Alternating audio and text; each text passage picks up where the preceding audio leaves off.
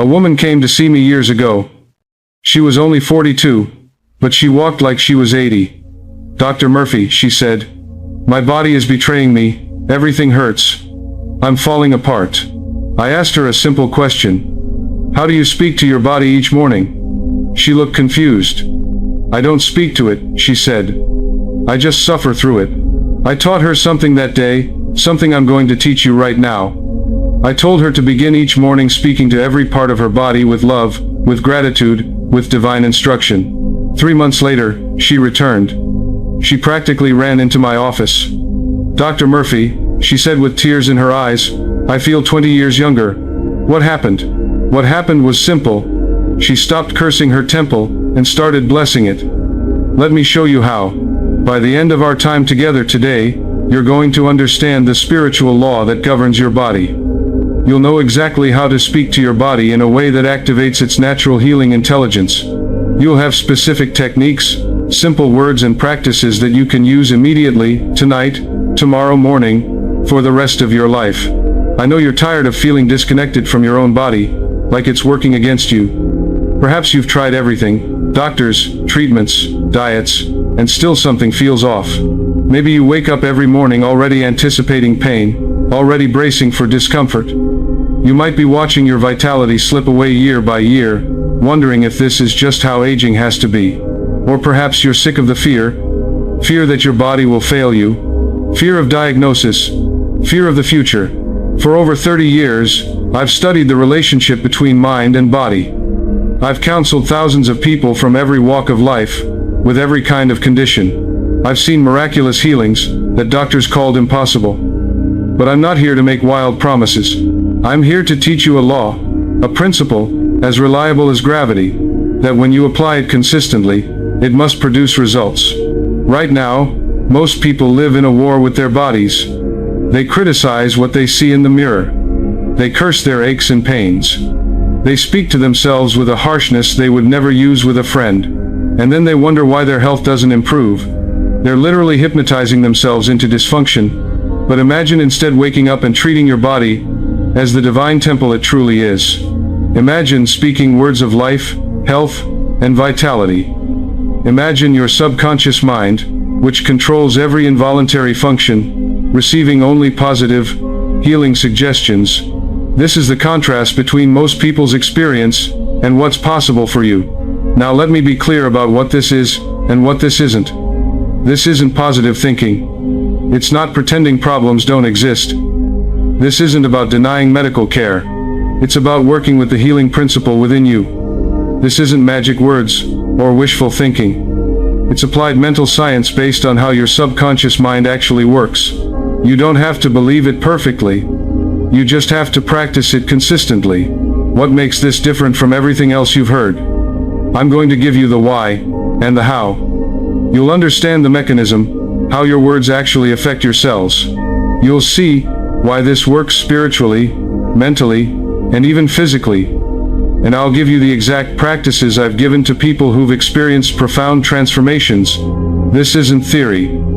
It's tested truth. My dear friend, I'm sharing this with you because I know you're seeking answers. You wouldn't be here if you weren't ready for something new. I see you. I honor your struggle.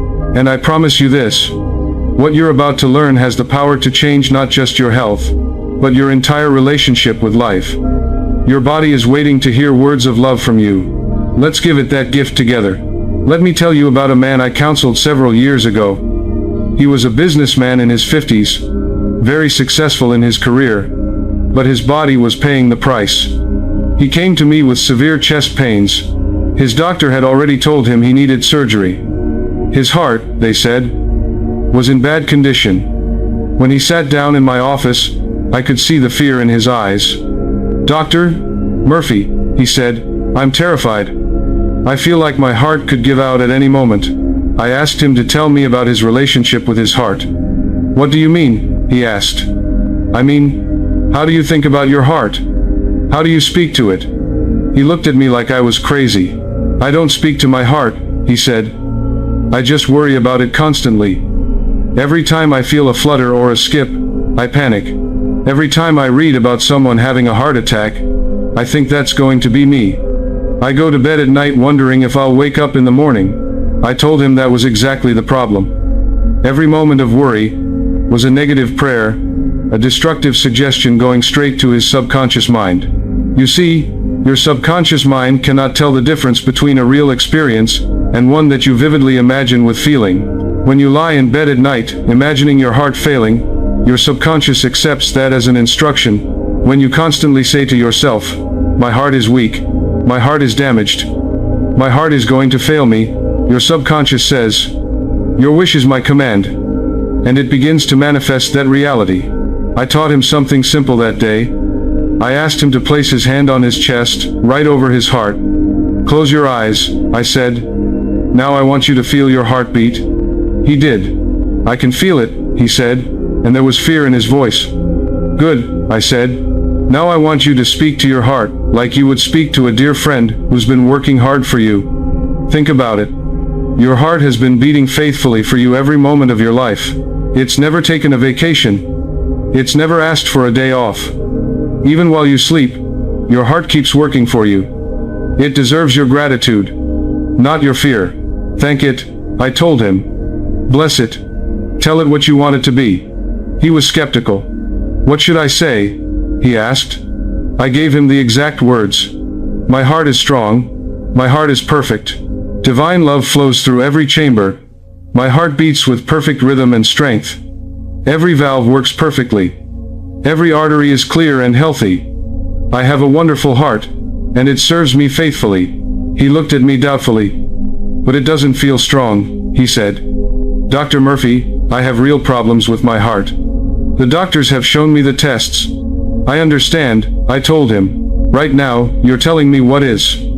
I'm asking you to impress upon your subconscious what you want to be. Your current condition is not permanent, unless you make it permanent with your habitual thoughts and words. Your subconscious mind doesn't argue. It accepts what you persistently tell it as true, and begins to make it manifest in your body. Think of it this way," I explained. "If you're driving a car in the wrong direction, you don't keep driving that direction just because that's where you've been going. You turn the car around. Right now, your habitual thoughts about your heart have been going in the wrong direction. We're turning them around. We're impressing a new direction on your subconscious mind." I instructed him to do this practice every morning when he woke up and every night before he fell asleep. Place your hand on your heart. Speak these words with feeling, with conviction, with gratitude. Even if you don't believe it at first, persist. Say these words as if they're already true, because on the mental plane, they can become true. Your subconscious will accept them and begin to manifest them if you're faithful to the practice. He agreed to try it. What did he have to lose? But I also told him something else important. I said, "You must also watch your words throughout the day. When someone asks you how you're feeling, don't recite your symptoms. Don't say, 'Oh, my heart is terrible. I'm probably going to need surgery. I don't know how much longer I have.' That's affirming the very thing you don't want. Instead, say something like, 'I'm doing better every day,' or 'I'm taking good care of myself and improving.' You don't have to lie, but you also don't have to rehearse your problems." 3 months passed. One day he walked into my office, and I could immediately see something had changed. His face was brighter. His energy was different. There was a lightness about him that hadn't been there before. "Dr. Murphy," he said, and his voice was excited, "I just came from my cardiologist. He ran all the tests again. My doctor couldn't believe it. He said my heart shows remarkable improvement. The surgery has been canceled. He wants to keep monitoring me. But he said whatever I'm doing, keep doing it." He asked me what I'd been doing differently. I asked him, "What did you tell your doctor?" He smiled. I told him I'd been taking my medicine faithfully, which was true. I told him I'd been eating better and managing my stress, which was also true. But I didn't tell him about the other medicine, the words I'd been speaking to my heart every single day. I didn't tell him that I stopped cursing my heart and started blessing it. I didn't tell him that I changed my entire mental conversation about my body. And then he said something I'll never forget. He looked at me with tears in his eyes and said, "Dr. Murphy, I realize now that for years I'd been cursing my heart. Every time I felt stress at work, I'd say things like, "This job is going to give me a heart attack. This stress is going to kill me. My heart can't take this." I was programming my own heart to fail. I was my own worst enemy. And I didn't even realize it. But now, he continued, I have a completely different relationship with my heart. I thank it every day. I bless it. I speak to it with love. And you know what's interesting? Not only has my heart improved, but my whole attitude toward life has changed. I'm not living in fear anymore. I'm not waiting for the other shoe to drop. I feel like I've been given a second chance, and I'm not going to waste it worrying. But you might be wondering, what about chronic conditions that have been there for years? What about problems that seem permanent, that have been part of someone's life for so long? Let me tell you about Sarah. She came to me in her late 60s, with a condition she'd suffered with for over 20 years. Severe arthritis in her hands. Her fingers were gnarled and painful. She could barely open a jar or write her own name. Simple tasks that most people take for granted were impossible for her. The first thing I noticed when she sat down was how she held her hands, like they were enemies, like they disgusted her. She kept them in her lap, hidden, as if she was ashamed of them. "Sarah," I said, "show me your hands." She reluctantly held them out, and I could see the pain in her face. Not just physical pain but emotional pain. "These useless hands," she said with such bitterness in her voice. "I can't do anything anymore. They're completely worthless. I can't even hold my grandchildren properly." I stopped her right there. "Sarah," I said gently, "do you hear what you just said? Do you hear how you're speaking to your own body?" She looked confused. "I'm just telling you the truth," she said. "They are useless. Look at them." "No," I told her. "You're not telling me the truth. You're telling me your opinion, your judgment, your condemnation, and more importantly, you're giving your subconscious mind a command. And your subconscious is saying, your wish is my command. Every time you call your hands useless, every time you curse them, every time you look at them with disgust and bitterness, you're impressing that condition deeper into your consciousness.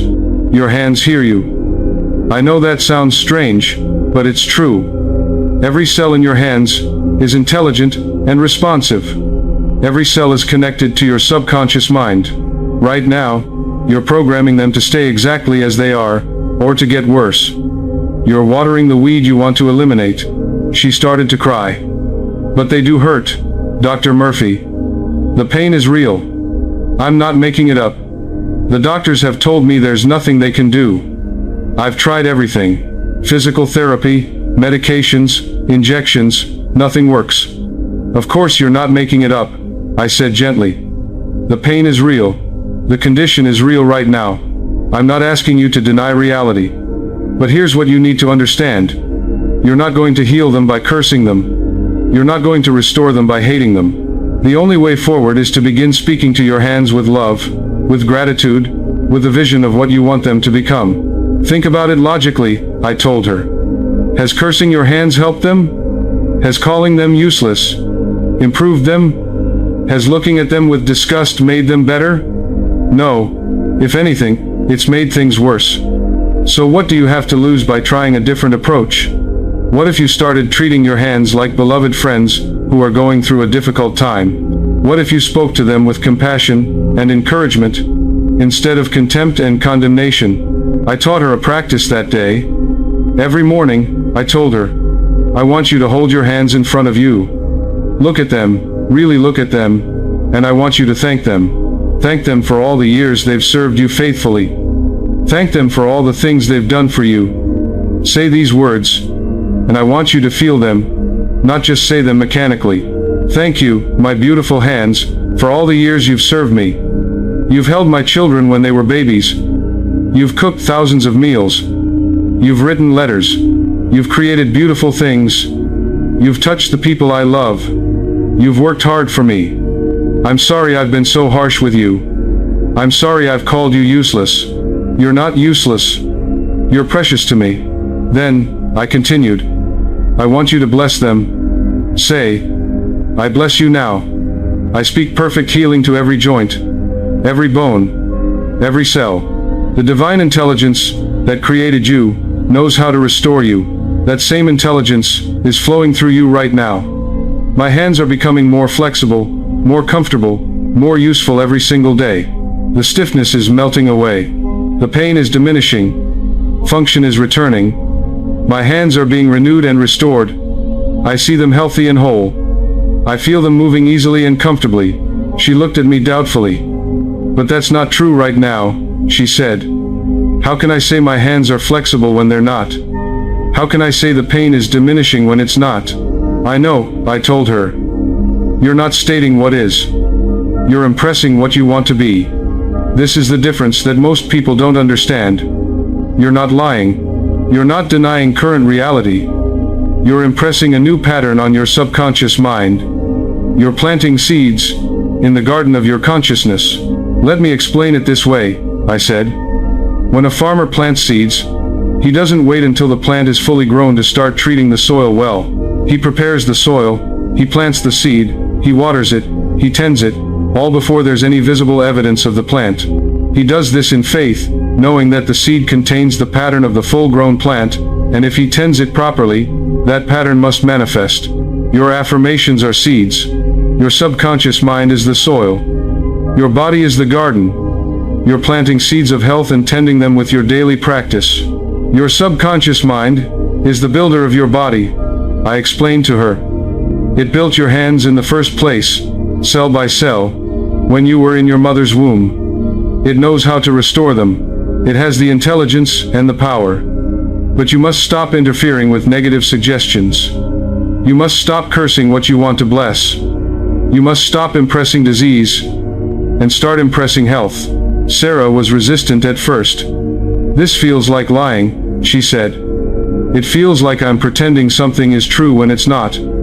I understand why you feel that way, I told her. But let me ask you this. When you speak negatively about your hands, when you call them useless, when you rehearse your pain, does that help?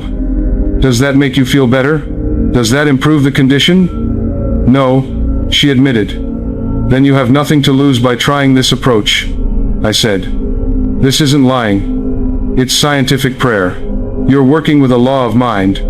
Just as you plant a seed and trust it to grow, you're planting seeds of health in your subconscious mind and trusting them to manifest. She agreed to try it. I could tell she was skeptical, but she was also desperate. When you've suffered for 20 years and tried everything else, you're willing to try something new, even if it sounds strange. She practiced faithfully. Every morning, just as I taught her.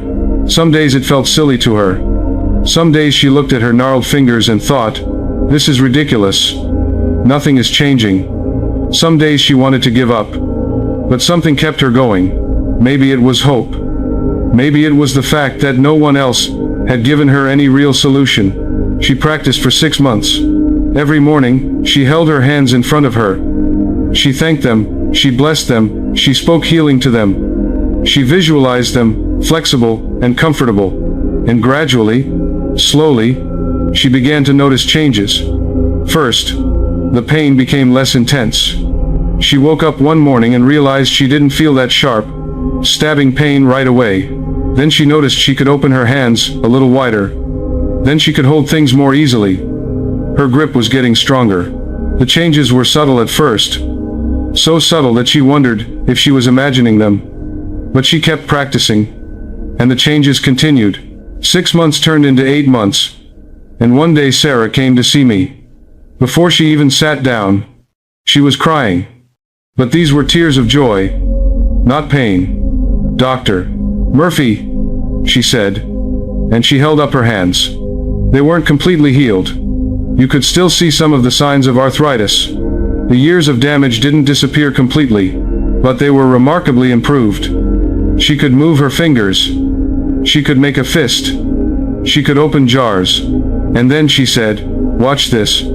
She walked over to the piano in my waiting room. I keep it there because music soothes people who are waiting. She sat down and began to play. It wasn't perfect. Her fingers didn't move as fluidly as a concert pianist. But it was beautiful.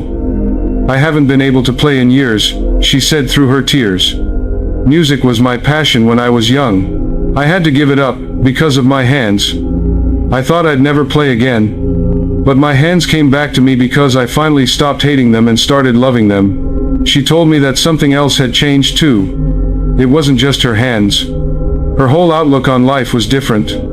For years, she'd been bitter about her condition. She'd asked, "Why me?" She'd felt like life was unfair. She'd been angry at her body for betraying her. But through this practice of blessing her hands, of speaking to them with love, of being grateful for all they'd done for her, she'd learned something about acceptance and appreciation. She'd learned that her body wasn't her enemy. It was doing its best under difficult circumstances. And when she changed her attitude, everything changed. Now, these stories might seem miraculous, but there's actually a scientific principle at work here. Before I explain that, let me share one more story that shows this works, even when you can't see the problem. A young woman in her 30s came to see me suffering from chronic fatigue. She'd been to doctor after doctor. They ran every test imaginable. Blood work, scans, specialists, everything. There was no clear diagnosis. Everything came back normal, but she could barely function. She'd sleep for 12 hours and wake up exhausted. She couldn't work. She couldn't enjoy life. Simple activities left her completely drained. And the worst part was that everyone thought she was making it up. Her family thought she was being dramatic. Her friends had stopped calling because she always had to cancel plans. Some people suggested she was depressed, that it was all in her head, but she knew something was wrong. She felt it in every cell of her body. "Dr. Murphy," she said to me, "I know something is wrong with my body, but no one can find it. My family thinks I'm being lazy. My friends think I'm making excuses. Even some of the doctors have implied that I'm imagining it. But I'm not. I feel like I'm dragging myself through every day. I feel invisible, suffering from something that doesn't exist according to medical tests." I looked at this young woman, and I could see her desperation. I could see the dark circles under her eyes.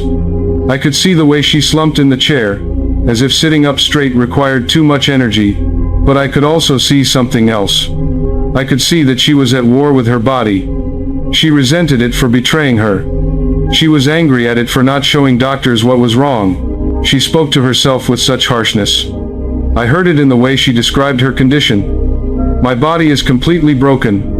Something inside me is fundamentally wrong. I'm defective. I'm a failure." I explained to her that sometimes the problem isn't in a specific organ you can see or test. Sometimes it's in the systems that operate invisibly. Your immune system, your nervous system, your endocrine system. These systems control so much of how you feel, and they're all governed by your subconscious mind. Your immune system decides what to attack and what to tolerate. Your nervous system determines your stress response, your energy levels, your sense of well-being. Your endocrine system produces hormones that affect everything from your sleep, to your mood to your metabolism. And all of these systems are profoundly influenced by your habitual thoughts and feelings. When you're constantly stressed, when you're living in fear, when you're beating yourself up mentally, these systems go haywire. Your nervous system stays in fight or flight mode. Your adrenal glands pump out stress hormones. Your immune system becomes overactive or underactive. Your thyroid gets out of balance, and you feel exhausted, depleted, sick, even though tests might not show a specific disease. The problem is systemic, not localized to one organ, and your subconscious mind is listening to every word you think and speak. When you constantly say, "Something is wrong with me, I'm broken, I'm defective, my body is failing me," your subconscious accepts that as an instruction. It says, "You believe this is true, so I'll make it true in your experience." You're actually programming your body to malfunction. I taught her to do something different. Instead of focusing on what was wrong, instead of condemning her body, I taught her to speak to every system in her body, even the ones she couldn't see. Every morning and every night, I told her, "I want you to speak to your body systematically. Start at the top and work your way down, or start with the invisible systems that control so much of your health. Thank your immune system for protecting you," I said. Say, "My immune system, you are powerful and intelligent. You know exactly what to do. You protect me perfectly. You recognize and eliminate what doesn't belong, and you tolerate what should be there. You're functioning in perfect harmony. Thank you for defending my body. Bless your nervous system, and tell it to calm down, to find its natural balance. Say, my nervous system, you are calm and balanced. You regulate my body perfectly. My stress response is healthy and appropriate. My energy levels are stable and strong. Divine peace flows through every nerve. Thank you for coordinating all my body's functions. Speak to your endocrine glands, I continued. Your thyroid, your adrenals, your pituitary, your pineal gland, all of them. Say, my endocrine system, you produce exactly the right hormones in exactly the right amounts. My thyroid functions perfectly. My adrenal glands are strong and balanced. My entire hormonal system is in perfect harmony. Thank you for regulating my body. Don't forget your cardiovascular system, your digestive system, your organs.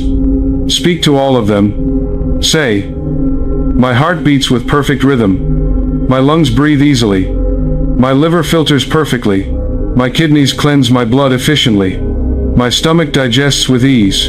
Every organ in my body works in divine order.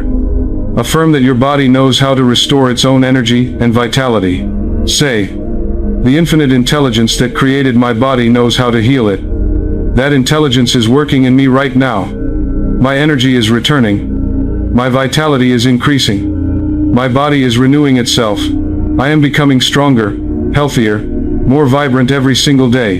She asked me the same question everyone asks. But how can I say I'm healthy when I feel so terrible? How can I say my energy is returning when I'm exhausted? Isn't that lying? I told her, you're not denying your current experience. You're impressing a new pattern on your subconscious mind. Think of it like this. If you want to change the direction a river flows, you don't stand there and complain about where it's currently going. That doesn't change anything. You dig a new channel and persistently guide the water until it begins to flow in the new direction. Your words are digging a new channel for your life force to flow. Your current condition, I explained, is the result of your past habitual thinking. What you think and speak consistently over time becomes manifest in your body. If you've been thinking thoughts of exhaustion, depletion, brokenness, your body manifests exhaustion. But you can change this. You can impress a new pattern. It won't change instantly, just as the river doesn't change course instantly. But if you're faithful to the practice, if you persist in speaking life and vitality to your body, your subconscious mind must respond. It's law. This young woman practiced faithfully. It wasn't easy. There were many days she felt discouraged. There were days she felt like nothing was changing. There were days she wanted to give up, but something kept her going. Maybe it was hope. Maybe it was the fact that no one else had given her any answers. Maybe it was the small improvements she started noticing. 4 months passed. Then one day she woke up and realized something. She had energy. Not a lot at first. Not the boundless energy she remembered from her youth. But she could feel it. She could get out of bed without dread. She could make it through the day without needing to lie down. She could do simple tasks without feeling completely wiped out afterward. She continued her practice, and her energy continued to return. After 6 months, she came to see me, and she was like a different person. She walked in with her head up, her shoulders back, vitality in her eyes. Dr. Murphy, she said, I don't know exactly what was wrong with my body, and I guess I never will. The doctors never found anything specific, but I know what was wrong with my mind. I was at war with myself. I was speaking death to my body every single day. I was condemning myself, cursing myself, telling myself I was broken and defective. When I changed my words, when I started blessing my body instead of cursing it, when I began speaking to my systems with love and appreciation, instead of anger and resentment, everything changed. My body heard me, and it responded. I'm not saying I'm perfect now. I still have days when I'm more tired than others. But I have my life back. I can work. I can see friends. I can live. And more than that, I have a completely different relationship with my body. I'm not at war anymore. I'm in partnership with my body, working with it, not against it. These 3 people discovered what you're about to learn in depth. That your body listens. But why does it listen? What's the mechanism? This brings us to understanding the nature of your subconscious mind and your body. Let me share something personal with you, because I want you to know that I'm not just teaching theory. I've lived this. I've experienced this in my own life. Years ago, when I was going through a particularly stressful period in my own life, I began experiencing severe digestive issues. My stomach was in constant distress. I had pain, discomfort, bloating, all the usual problems. It affected my sleep. It affected my work.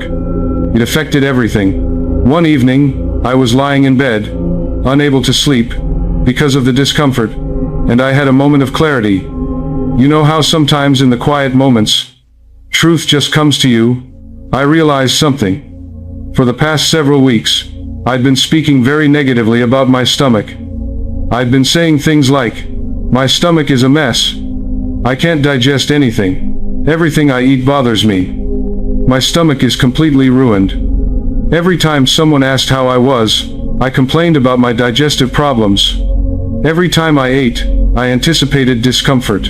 I was constantly focused on what was wrong, and then it hit me like a lightning bolt. I was a teacher of mental science. I knew better.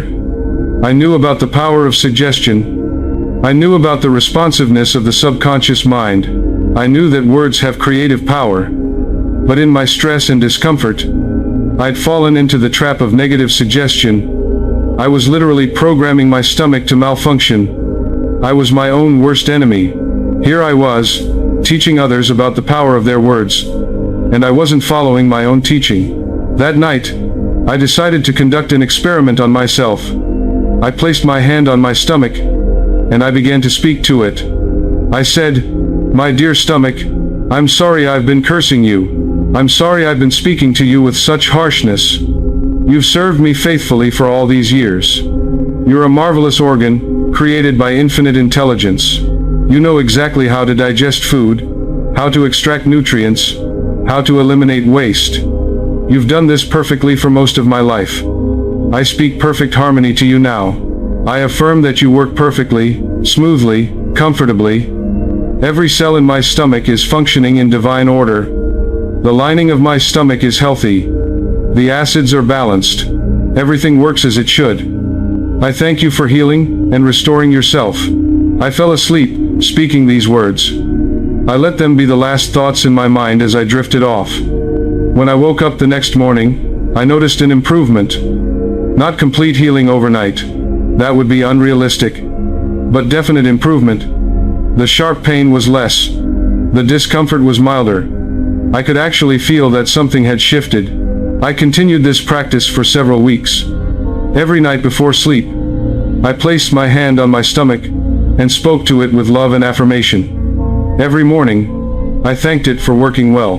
Throughout the day, when I ate, instead of anticipating problems, I said, my stomach digests this food perfectly and comfortably. Within a month, my digestive issues had completely resolved.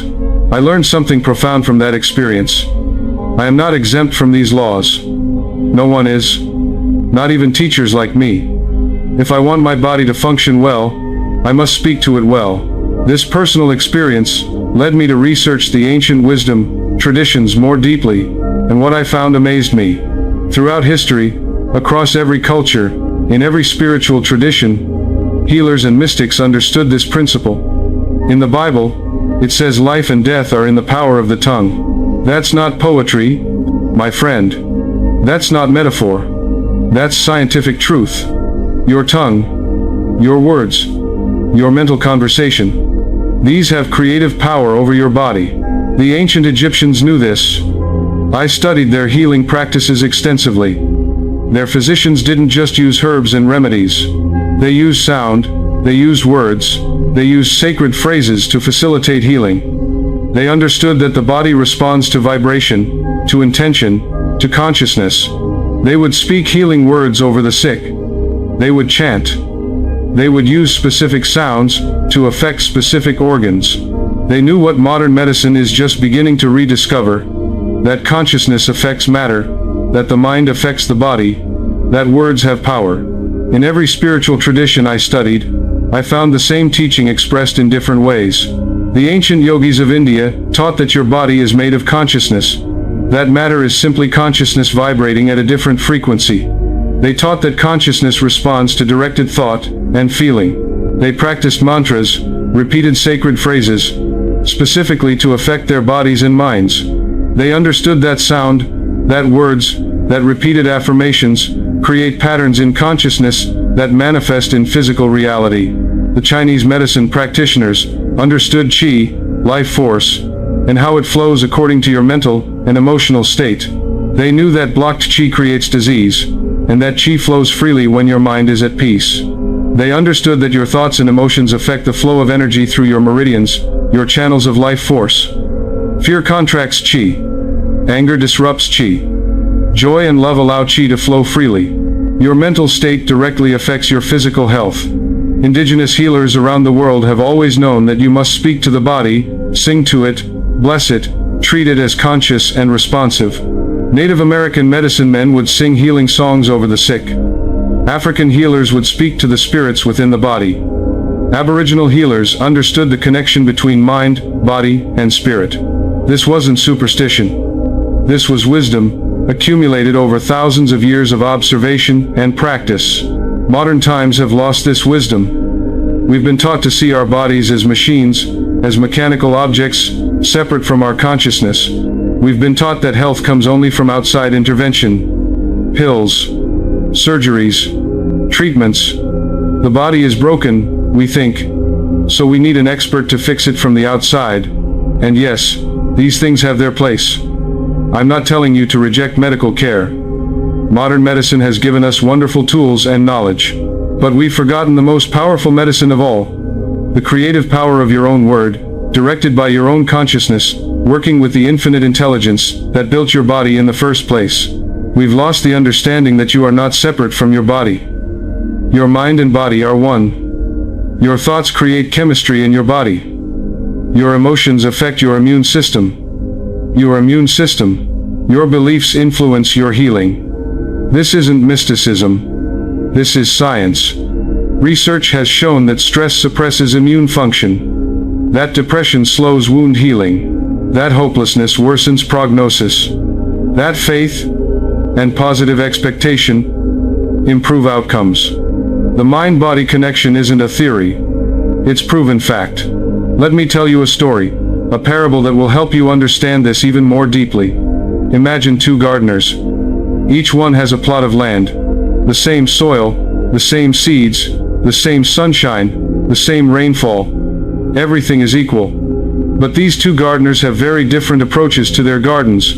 The first gardener walks through his garden every day complaining. He looks at his plants and says, "These plants are dying. They're weak.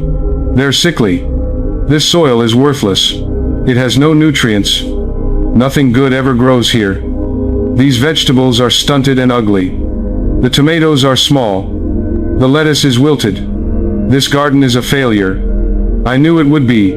I've never been good at gardening. Everything I try to grow dies. This is hopeless." Day after day, week after week, month after month, he walks through his garden speaking these words. The second gardener walks through his garden, every day blessing it. He looks at his plants with love and appreciation. He says, "This soil is rich and fertile. It's full of life and nutrients. These plants are strong and healthy. Look how green they are. Look how they're reaching toward the Sunday. Abundant growth is happening here. These vegetables are becoming large and delicious. The tomatoes are going to be sweet and juicy. The lettuce is crisp and vibrant. This garden is flourishing.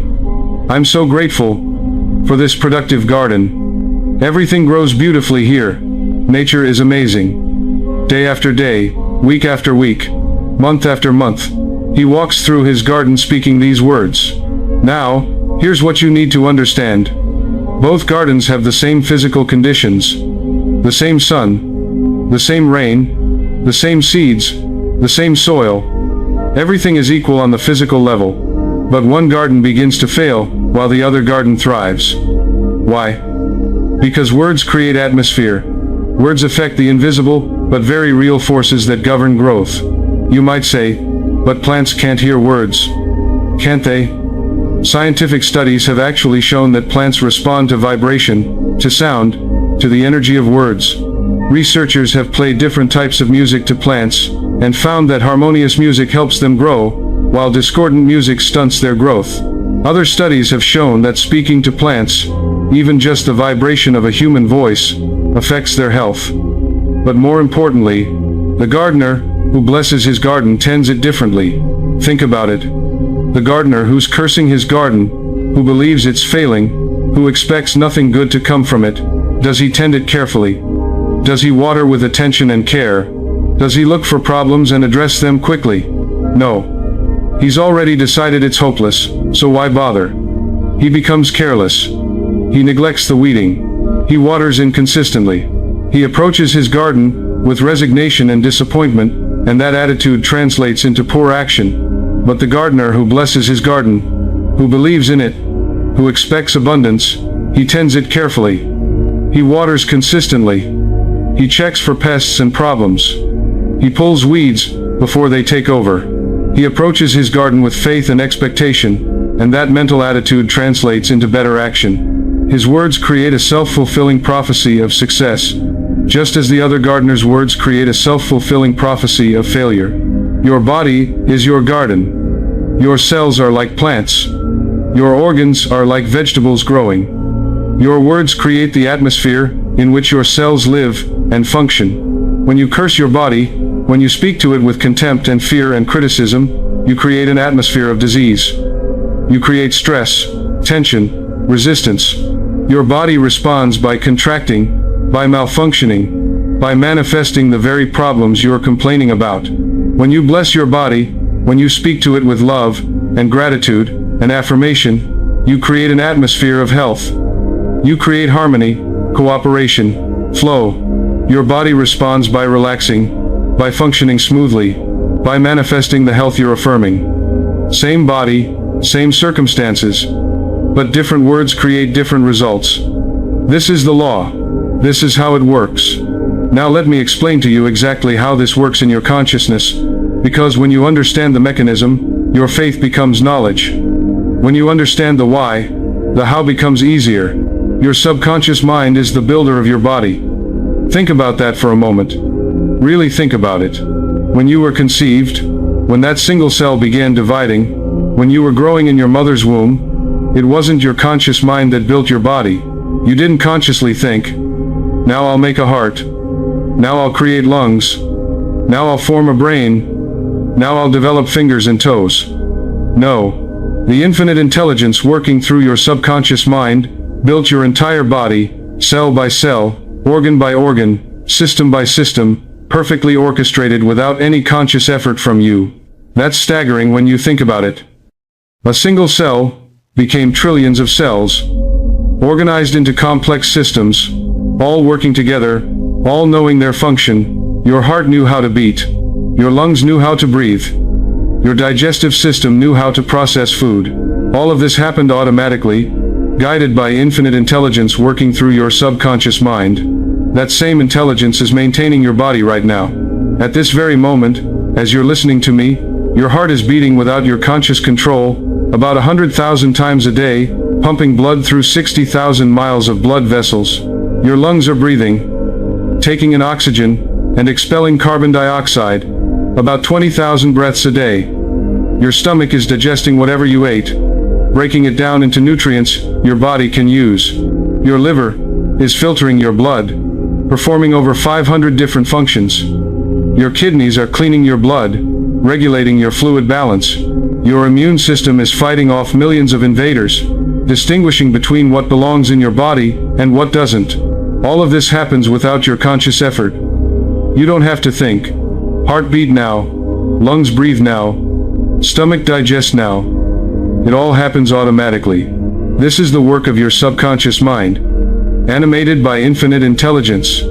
Your subconscious mind is constantly monitoring, adjusting, repairing, maintaining. It's the most sophisticated system imaginable, far more complex than any computer ever created. Now here's the key that most people miss. Your subconscious mind is extremely suggestible. It accepts what you tell it as true. It doesn't argue. It doesn't reason. It doesn't say, "No, that's not accurate, let me check the facts." When you say, "I'm falling apart," your subconscious mind doesn't say, "Wait a minute, let me verify that." No. It says, "Your wish is my command," and it begins to express that in your body. When you say, "I'm getting weaker every day," your subconscious accepts that as an instruction and begins to manifest weakness. Think of your subconscious mind as soil. Rich, fertile, receptive soil. Soil doesn't care what seeds you plant. It doesn't discriminate. It doesn't judge. It will grow weeds just as easily as it grows flowers. It will grow poison ivy as readily as roses. Give it a thistle seed, and it will produce thistles. Give it a wheat seed, and it will produce wheat. The soil doesn't care. It simply accepts the seed and grows it according to its nature. Your words, your thoughts, your habitual mental conversation, these are the seeds you're planting in the soil of your subconscious. And your subconscious mind must grow whatever you plant. If you plant seeds of health, vitality, strength, wholeness, your subconscious must grow health. If you plant seeds of disease, weakness, deterioration, decline, your subconscious must grow disease. This is not a theory. This is not philosophy. This is a law, as dependable as the law of gravity. What you sow in consciousness, you reap in experience. When a person habitually says, "I always catch colds," they're giving their subconscious mind an instruction. They're planting a seed. And their subconscious mind, being perfectly obedient, says, "You believe this is true, therefore, I will make it true in your experience." And sure enough, they catch every cold that comes around. When someone says, "I have a weak back," they're impressing that pattern on their subconscious, and their subconscious manifests a weak back. When someone says, "Cancer runs in my family, so I'll probably get it," they're programming themselves for cancer. When someone says, "I'm falling apart as I age," they're giving their body a blueprint for deterioration. These are all instructions to the subconscious mind, and the subconscious mind obeys perfectly. It doesn't question. It doesn't evaluate. It simply says, "You believe this, so I'll make it your reality." This is why arguing with your symptoms, while affirming them, is so destructive. You cannot say, "My arthritis is killing me 50 times a day," and expect to heal your arthritis. You're watering the very weed you want to eliminate. You're strengthening the very pattern you want to change. But here's the beautiful truth that changes everything. The same law that has been working against you can be made to work for you. The same subconscious mind that has been manifesting disease when you speak, disease can manifest health when you speak health. The same principle that has been creating problems can create solutions. You just have to reverse the direction of your words. Reverse the direction of your habitual thinking. When you begin to change your habitual mental conversation, when you begin to speak words of health, vitality, and wholeness to your body, your subconscious mind accepts these new suggestions and begins to manifest them. It's not instantaneous. I want to be honest with you about that. Remember, it took time to build up the negative pattern. Your current condition didn't develop overnight. It developed through years of habitual thinking, years of negative suggestion, years of cursing your body. So it takes time to establish a new pattern, but the law is reliable. If you persist, if you're faithful to the practice, if you consistently impress the pattern of health on your subconscious mind, that pattern must manifest in your experience. It has to. It's law. Just as a seed planted in soil must grow, a thought planted in your subconscious must manifest. The timing may vary. The specifics may vary. But the principle is absolute. What you consistently impress upon your subconscious mind must manifest in your experience. Let me tell you about belief, because this is crucial to understand. The law of belief says this: whatever you believe, with feeling, becomes your experience. Not what you wish for, not what you hope for, not what you think would be nice. What you believe, what you feel to be true, in your heart. This is what your subconscious mind manifests. So, many people say affirmations mechanically, with no feeling, with no conviction, and then wonder why nothing changes. They're just going through the motions. They're speaking words, but their hearts don't believe them. Your subconscious mind doesn't respond to empty words. It responds to words charged with feeling and conviction and belief. When you say, "My body is healthy and whole," and you feel it, you imagine it, you believe it as you speak it, you're impressing your subconscious mind effectively. But if you say the words while thinking, "This is nonsense. Nothing's changing. I'm wasting my time," you're not impressing anything positive. You're actually reinforcing doubt. This is why I always emphasize feeling. You must feel your affirmations. You must speak them with authority, with confidence, with the inner knowing that what you're speaking is truth on a deeper level, even if it's not yet manifest in your physical experience. Think of it this way. Your physical body is the last to know. The sequence is always the same. First comes the mental pattern, the belief, the habitual thought. Then comes the emotional response to that thought. Then, gradually, comes the physical manifestation. You're working from the inside out, not from the outside in. You're changing the cause, and the effect must follow. Most people try to change the effect, the physical body, without changing the cause, the mental pattern. They take medicine to suppress symptoms without addressing the thoughts that created those symptoms. So the symptoms come back, or new symptoms develop, because the underlying cause hasn't changed. But when you change the cause, when you change your habitual mental patterns, when you change what you believe about your body, the effect must change. The physical condition must change. It might not happen as quickly as you'd like. You might not see dramatic overnight results. But if you're faithful, if you persist, change must come. It's law. Now let me address something important. The best times to speak to your body. Your subconscious mind is not equally receptive at all times. There are certain times when it's more open, more suggestible, more receptive to new ideas. Understanding this and using these times strategically can dramatically increase the effectiveness of your practice. The moments before you fall asleep at night are golden. This is when your conscious mind, with all its doubts and arguments and critical thinking, begins to quiet down. The barriers between your conscious and subconscious mind become thinner.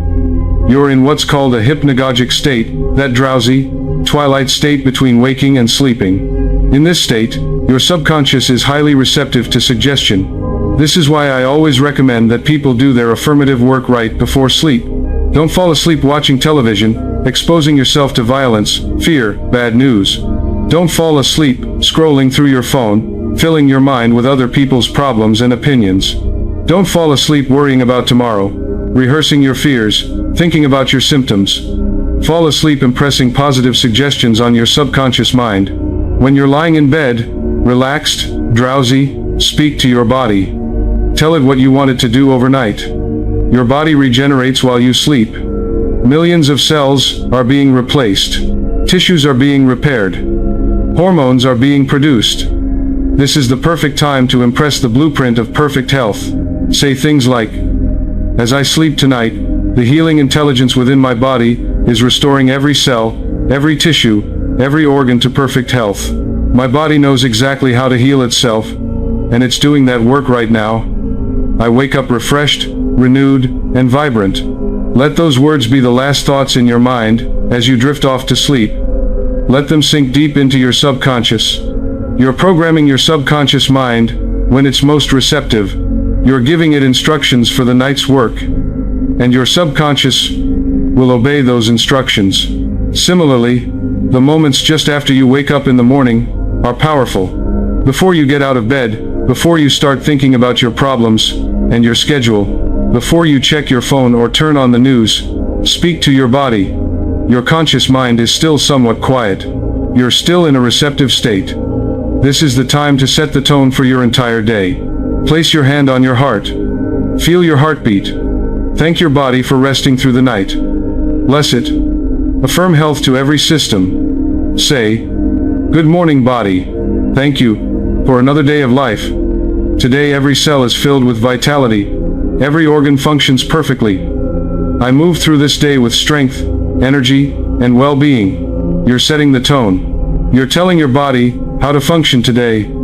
Remember, your body is listening. It's always listening. Throughout the day, maintain vigilance over your words. This is harder, but equally important. It's easy to do your formal practice in the morning and evening. But what about the rest of the day?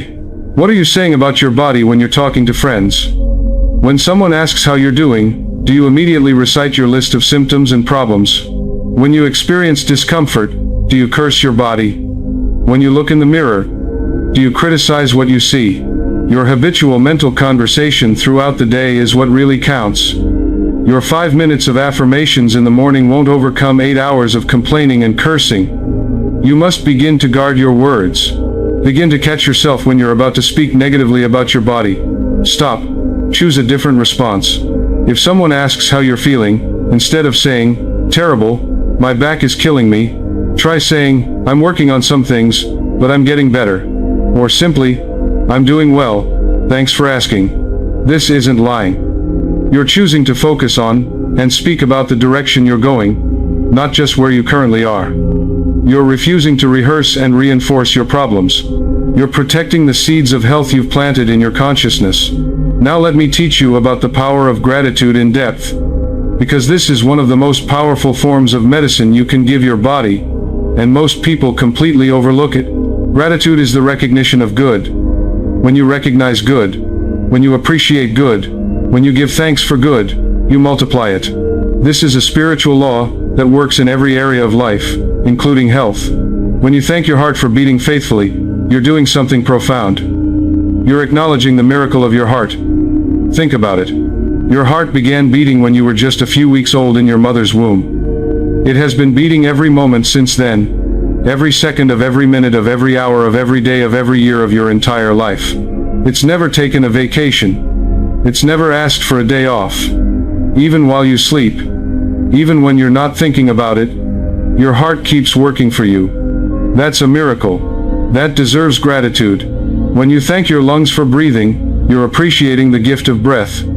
Your lungs bring oxygen into your body about 20,000 times a day. They work automatically, perfectly, without your conscious effort. When you thank your liver for filtering your blood, you're recognizing that your liver performs over 500 different functions, all of them essential to your life. When you thank your immune system for protecting you, you're acknowledging that right now, at this very moment, millions of white blood cells are patrolling your body, identifying and destroying threats, keeping you safe. Most people only pay attention to their body when something goes wrong. They ignore their heart until it hurts. They take their breathing for granted until they can't breathe easily. They don't think about their digestion until it malfunctions. They forget about their immune system until they get sick. This is backwards. This is like ignoring a faithful friend who's always there for you, and only noticing them when they can't help you with something. The Master of Health doesn't wait for problems to appear. The Master of Health blesses the body before there's a problem. The Master of Health maintains an attitude of constant gratitude toward every function, every organ, every system. This creates an atmosphere of harmony and cooperation within your body. Your body responds to this appreciation the way any living thing responds to love and appreciation. It flourishes. It functions better. It heals faster.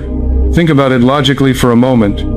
When you criticize someone constantly, when you focus only on their faults, when you never appreciate what they do well, what happens to that relationship? It deteriorates. There's tension, resentment, resistance, dysfunction. The person withdraws. They don't want to be around you. They don't want to help you. But when you appreciate someone, when you focus on their value, when you express gratitude for them, what happens? The relationship flourishes.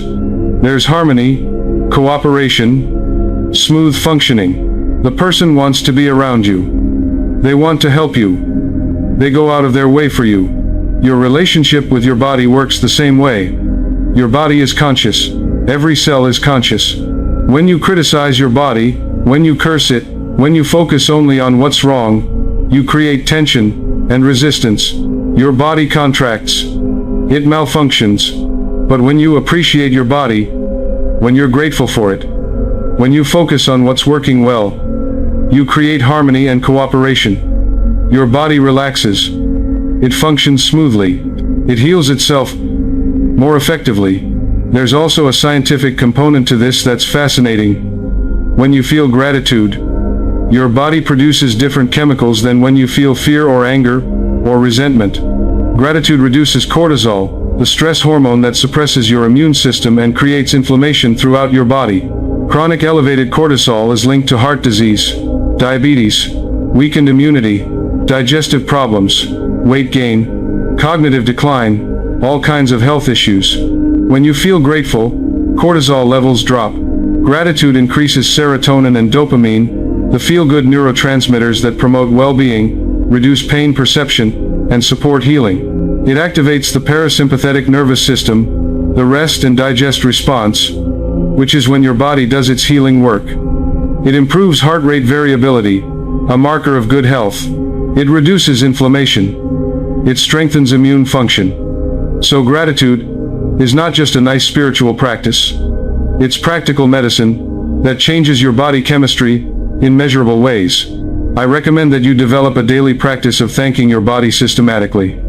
You can do this as part of your morning ritual, or as a separate practice anytime during the day. Start at the top of your head and work your way down to your feet. Or start with the major systems and move through them one by one. Thank every part. Acknowledge every function. Thank your brain for thinking, for processing information, for storing memories, for coordinating everything. Thank your eyes for seeing, for allowing you to witness beauty, to read, to recognize faces you love. Thank your ears for hearing, for music, for voices, for all the sounds that enrich your life. Thank your mouth for tasting, for speaking, for allowing you to express yourself and nourish yourself. Thank your throat for swallowing, for breathing, for housing your voice. Thank your heart for its faithful service, beating reliably every moment. Thank your lungs for breathing life into your body. Thank your stomach for digesting food, for beginning the process of turning what you eat into energy and building blocks for your cells. Thank your intestines for absorption and elimination. Thank your liver for filtering, for producing essential proteins, for storing energy. Thank your pancreas for producing insulin and digestive enzymes. Thank your kidneys for filtering your blood, for maintaining fluid balance, for producing hormones. Thank your bones for supporting you, for protecting your organs, for storing minerals, for producing blood cells. Thank your muscles for moving you, for allowing you to work, to play, to express yourself through movement. Thank your skin for protecting you, for sensing touch, for regulating your temperature. Thank your nervous system for coordinating everything, for allowing you to sense and respond to the world.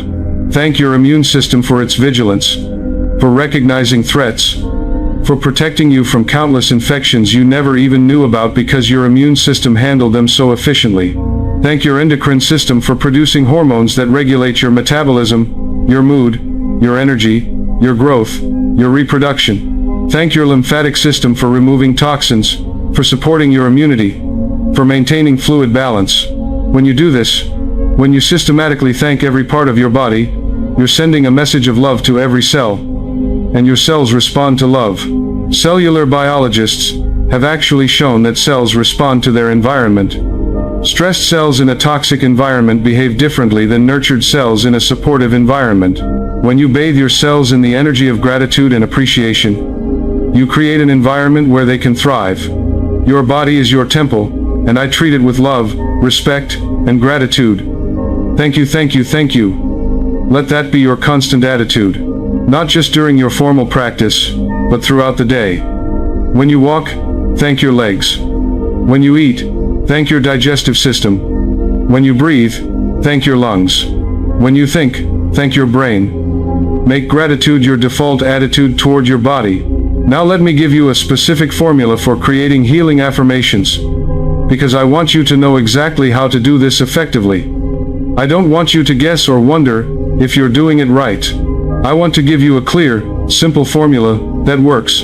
There are 4 components to a powerful healing affirmation. First, it must be in present tense. This is crucial. Your subconscious mind only knows now. It doesn't understand future tense.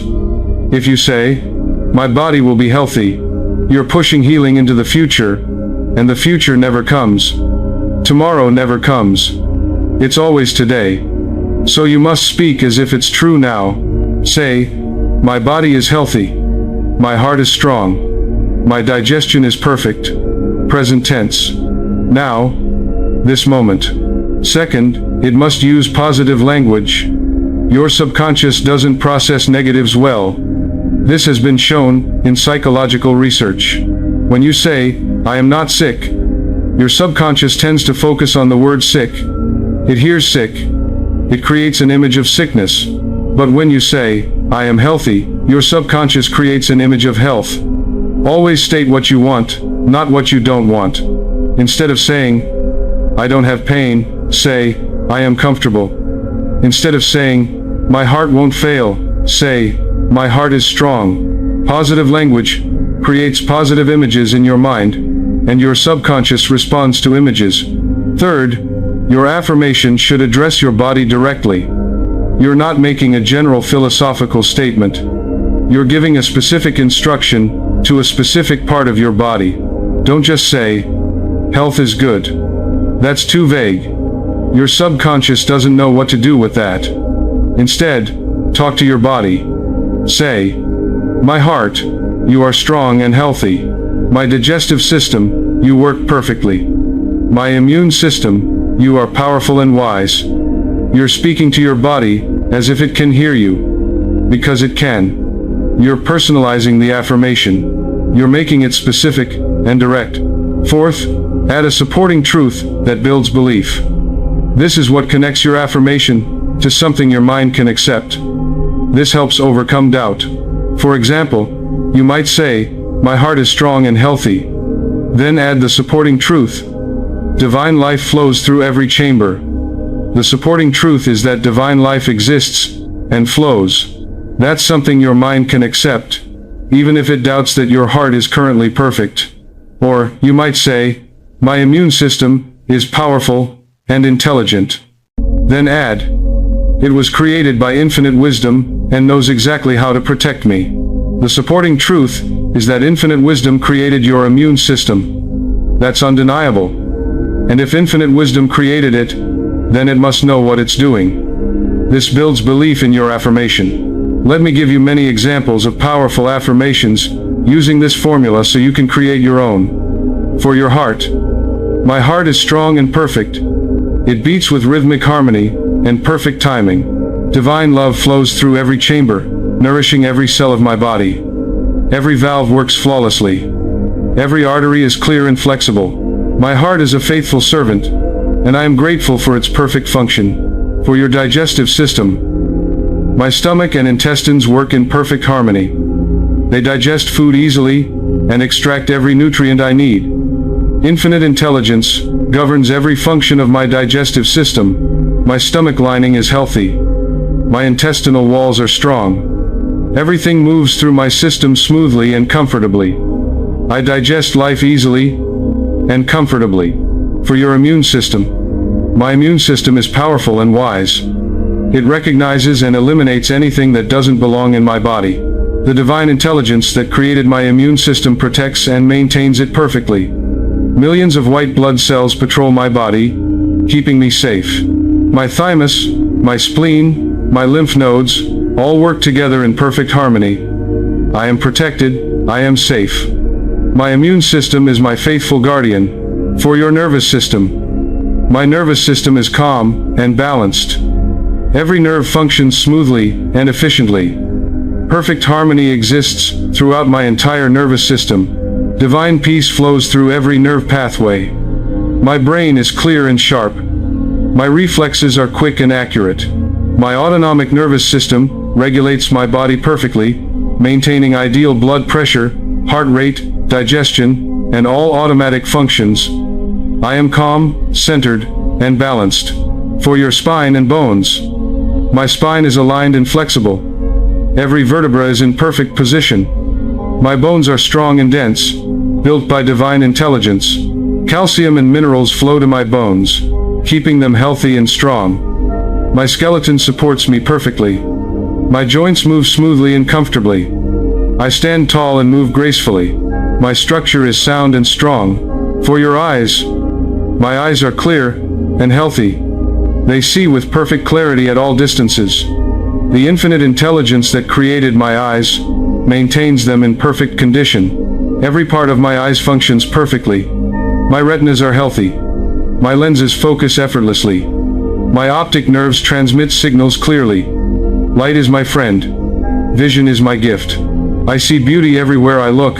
For your ears and hearing. My ears hear clearly and comfortably. Every part of my auditory system functions perfectly. My eardrums vibrate accurately. My inner ear maintains perfect balance. My auditory nerves transmit sound faithfully.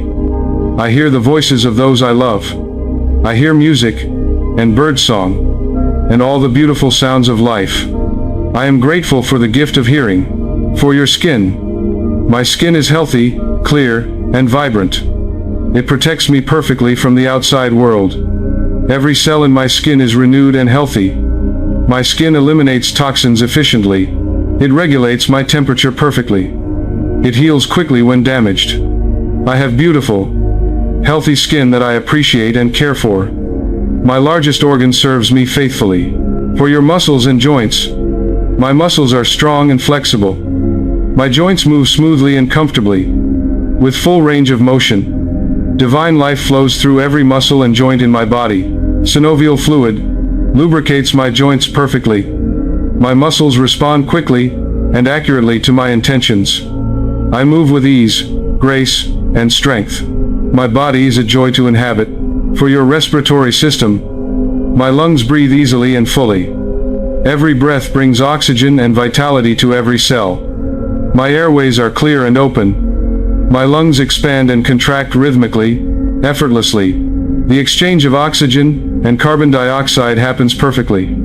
Divine breath flows through me. I breathe deeply and easily. Every breath is a gift of life. For your circulatory system, my blood flows freely through every vessel. My heart pumps strong and steady. My arteries are clear and flexible. My blood pressure is perfect for my body. Oxygen and nutrients reach every cell efficiently. My circulation is excellent. Divine life courses through my veins. I am alive, vital, and well circulated. For your endocrine system, my endocrine glands produce exactly the right hormones in perfect balance. My thyroid functions optimally, regulating my metabolism perfectly. My adrenal glands produce appropriate amounts of cortisol, giving me energy when I need it and allowing me to rest when I should. My pancreas regulates my blood sugar perfectly. All my hormones work in symphony, creating health and balance throughout my body. For your urinary system, my kidneys filter my blood perfectly, removing what needs to be eliminated and keeping what should be retained. They maintain perfect fluid and electrolyte balance. My bladder functions normally and comfortably. My entire urinary system works in divine order. I am grateful for this efficient system of elimination. For your reproductive system, my reproductive organs are healthy and functioning in divine order. Hormones are balanced perfectly. Everything works as it should. I honor and appreciate this aspect of my body. Divine intelligence created my reproductive system with perfect wisdom, and that wisdom maintains it now. Do you see the pattern in all of these? Present tense. Positive language. Direct address to the body part or system. Supporting truths that build belief. Use this formula to create affirmations for any part of your body that needs attention. Write them down. Say them daily. Feel them as you speak them. Believe them as you affirm them. Now let me address something crucial that we touched on earlier, but I want to develop more fully. You must speak to your entire body, not just the parts that are giving you trouble. This is so important. Your body is not a collection of separate, independent parts. It's an integrated, interconnected whole. Every system affects every other system. Everything is related to everything else. Your cardiovascular system delivers blood, carrying oxygen and nutrients, to your immune system. Your nervous system communicates with your endocrine system through the hypothalamus and pituitary gland. Your digestive system affects your brain through the gut-brain axis. Your immune system influences your mood through cytokines. Your stress response affects your digestion. Your breathing affects your heart rate. Everything is connected in an incredibly complex web of relationships. So if you only focus on your problem areas, If you only speak to the parts that hurt or malfunction, you're missing the bigger picture. You need to address your body as a whole. You need to bless all your systems, creating overall harmony and balance. When you do this, you often find that addressing the whole body helps the problem area more than just focusing on that area alone. For example, if you have digestive issues, don't just speak to your stomach. Also speak to your nervous system, because stress and nervous tension often cause digestive problems. Also speak to your immune system, because inflammation in your gut might be immune-related. Also speak to your endocrine system, because hormones affect digestion. Address the whole body, and the specific problem often resolves more quickly. Also, don't neglect the parts that are working well. Thank your healthy organs. Bless the systems that aren't giving you trouble. This serves two purposes. First, it prevents new problems from developing. When you're constantly blessing and thanking your healthy parts, you're maintaining them, you're keeping them strong. Prevention is better than cure. Second, it creates overall harmony in your body. When all your systems feel appreciated and blessed, they work together better. Think of your body like an orchestra. If the violins are struggling, you don't just focus on the violins while ignoring all the other instruments. You make sure the entire orchestra is tuned, the entire orchestra is working together, the entire orchestra is in harmony. Then the violins naturally fit into that harmony and play better. Your body is the same way. Create overall harmony, and your problem areas naturally improve within that harmonious whole. Now I want to teach you about the major systems in your body, so you can speak to each one intelligently. I want you to understand what each system does, so when you bless it, you know what you're blessing. When you affirm its perfect function, you know what that function is. Knowledge builds faith. Understanding builds belief. Your cardiovascular system includes your heart and all your blood vessels, arteries, veins, and capillaries. Its job is circulation. It delivers oxygen and nutrients to every cell in your body and removes carbon dioxide and waste products. Your heart is an amazing pump, about the size of your fist, that beats about 100,000 times a day, pumping about 2,000 gallons of blood through 60,000 miles of blood vessels. Speak to your heart daily. Thank it for its faithful service. Affirm its strength and perfect rhythm. Your respiratory system brings oxygen into your body and removes carbon dioxide. It includes your nose, throat, windpipe, and lungs. Your lungs contain about 300 million tiny air sacs called alveoli, where the exchange of gases happens. You breathe about 20,000 times a day without thinking about it. Your respiratory system also filters the air you breathe, warms it, and humidifies it. Thank your lungs for breathing. Affirm their health and capacity. Bless your entire respiratory system. Your digestive system breaks down the food you eat into nutrients your body can absorb and use. It includes your mouth, esophagus, stomach, small intestine, large intestine, liver, pancreas, and gallbladder. Your digestive system is incredibly sophisticated. Your stomach produces acid strong enough to break down meat, yet it doesn't digest itself because of a protective mucus lining. Your small intestine has millions of tiny projections called villi that increase surface area for absorption.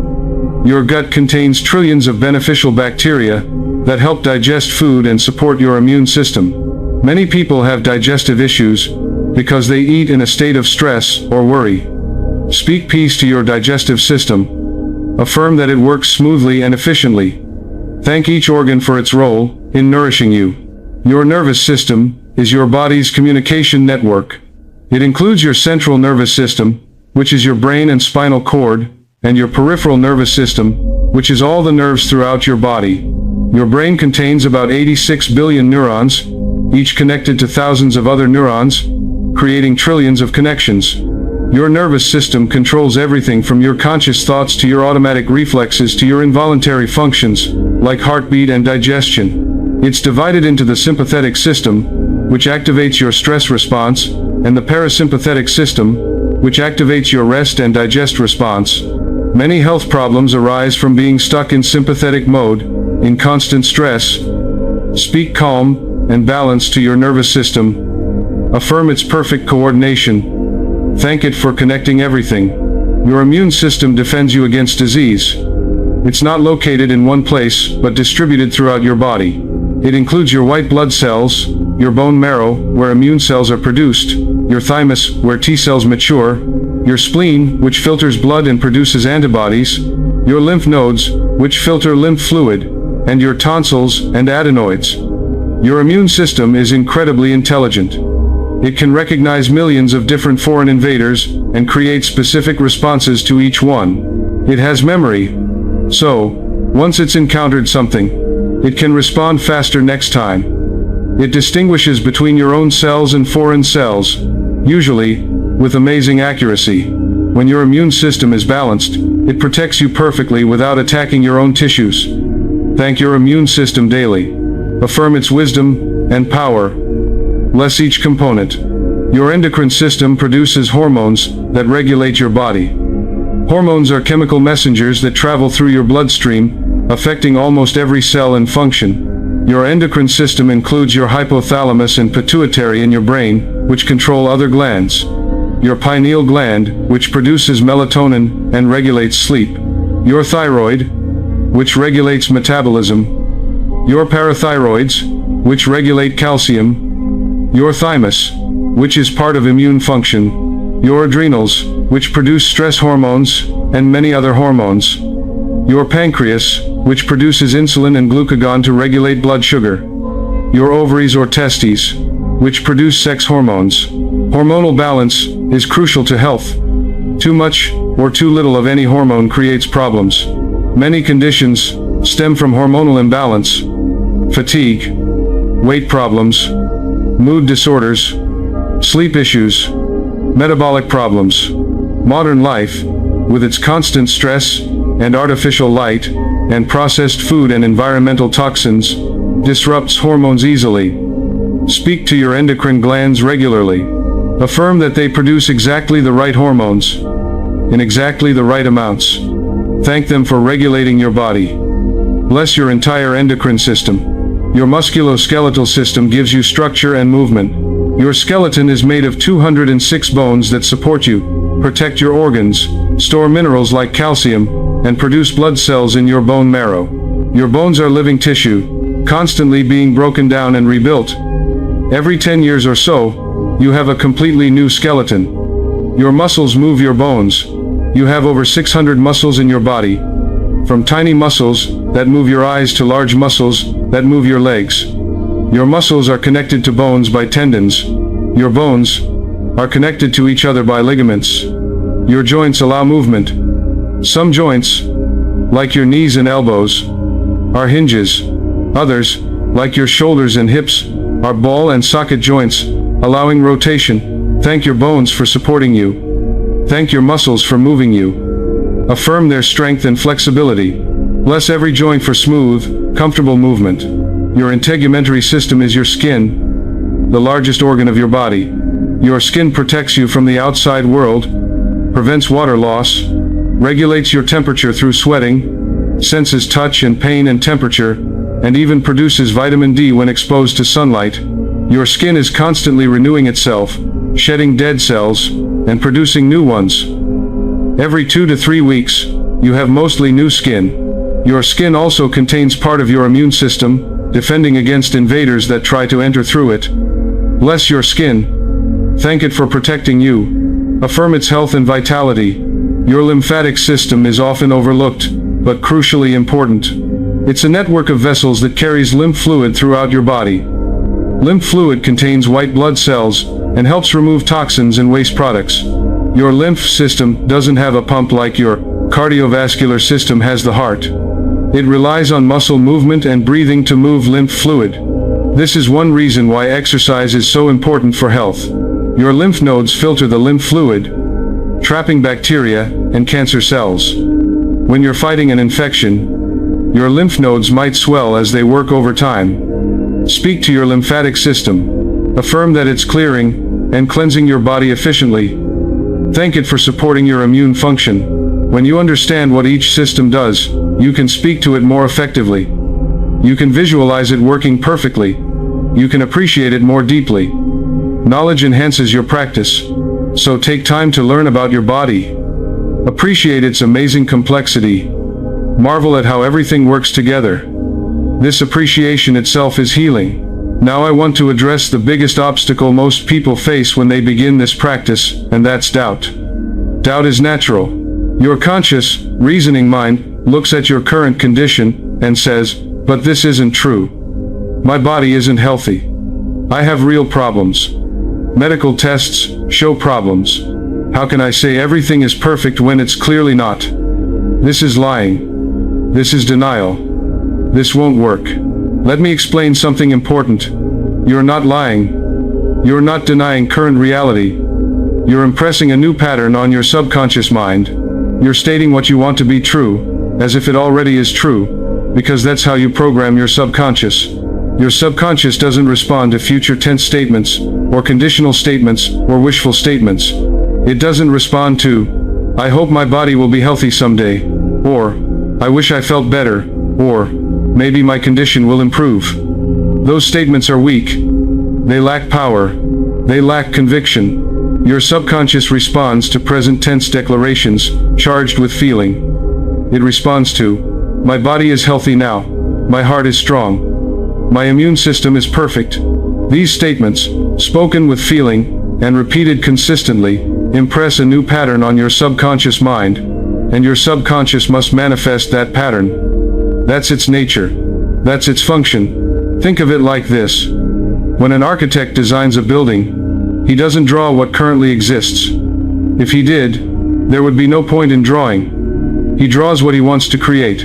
The blueprint shows the building as if it's already complete, with every detail in place, even though it's not yet built. In fact, usually the blueprint is drawn before construction even begins. The blueprint comes first, then the physical building follows. Your affirmations are the blueprint you're giving your subconscious mind. You're not describing current conditions. You're not making a report on what currently exists. You're impressing the pattern of what you want your body to become. Your subconscious mind is the builder, and it will construct according to the blueprint you give it through your habitual thoughts and words. But doubt will come. When you affirm health and you still feel pain, doubt will say, "See, this isn't working." When you bless your body, and the symptoms don't immediately disappear, doubt will say, "This is foolish, you're wasting your time." When you go to the doctor and tests still show problems, doubt will say, "You're just denying reality." Here's what you must understand. There's a lag time between mental impression and physical manifestation. You don't plant a seed today, and expect a full-grown plant tomorrow. That would be unreasonable. You plant the seed, and then what do? You water it. You tend the soil. You make sure it gets sunlight. You protect it from harsh conditions. And you wait. You trust the process. You know that if you do your part, the seed will germinate, the sprout will emerge, and eventually the full plant will grow. You don't dig up the seed every day to check if it's growing. That would kill it. You trust the process and give it time. The same is true with your affirmations. You're planting seeds in the garden of your subconscious mind. If you persist in watering those seeds with your words and your feeling, if you protect them from the harsh conditions of doubt and fear, if you give them the light of faith and expectation, they must grow into physical manifestation. It's law. The timing may vary depending on many factors. How deeply ingrained the old pattern is, how consistently you practice the new pattern, how much feeling and conviction you put into your practice, how well you protect yourself from negative influences. But the principle is absolute. What you consistently impress upon your subconscious mind must manifest in your experience. How do you persist through doubt? First, remember that doubt is just a thought. It's not truth. It's not reality. It's just a thought passing through your conscious mind. It has no power, except what you give it. You don't have to fight doubt. You don't have to argue with it. You don't have to prove it wrong. Just acknowledge it and let it pass. Say to yourself, "I notice doubt, but I choose to continue my practice anyway. I don't have to believe perfectly. I just have to persist faithfully." Second, remember that you have nothing to lose and everything to gain. What harm can come from speaking lovingly to your body? What negative consequence can come from blessing yourself instead of cursing yourself? Even if you're deeply skeptical, even if you think this sounds too simple or too strange, what do you lose by trying it consistently for 30 days? Nothing, but you might gain everything. So why not try? Third, remember that doubt exists in your conscious mind, but your subconscious mind doesn't doubt. Your subconscious doesn't question or argue or evaluate. It only accepts or rejects based on what you habitually impress upon it. So your job isn't to never doubt. Your job is to persist in your affirmative practice despite doubt, until the new pattern is established. Every time you do your practice despite doubt, you're strengthening the new pattern. You're wearing a new groove in consciousness. Fourth, look for small signs of improvement. They may be subtle at first. You might sleep a little better. Your pain might be a little less intense. Your mood might be a little brighter. Your energy might be slightly higher. Notice these small changes. Appreciate them. Thank your body for them. These small changes are evidence that your practice is working, that the seeds are germinating, that the new pattern is beginning to manifest. Acknowledge progress, no matter how small. Let me tell you about faith, because this is essential. Faith is not believing in something without evidence. That's a common misunderstanding. True faith is loyalty to your unseen reality until it becomes seen. It's staying true to your vision, your affirmation, your desired outcome, even when circumstances seem to contradict it. It's continuing to water the seed, even when you don't see the plant yet. It's continuing to speak words of health, even when you don't feel healthy yet. This is not blind faith. This is not foolishness. This is scientific faith, based on understanding the law of mind.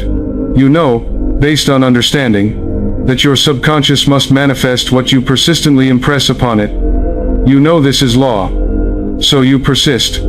You remain loyal to your vision. You keep speaking words of health, even when you don't see immediate results. You trust the process, because you understand the principle.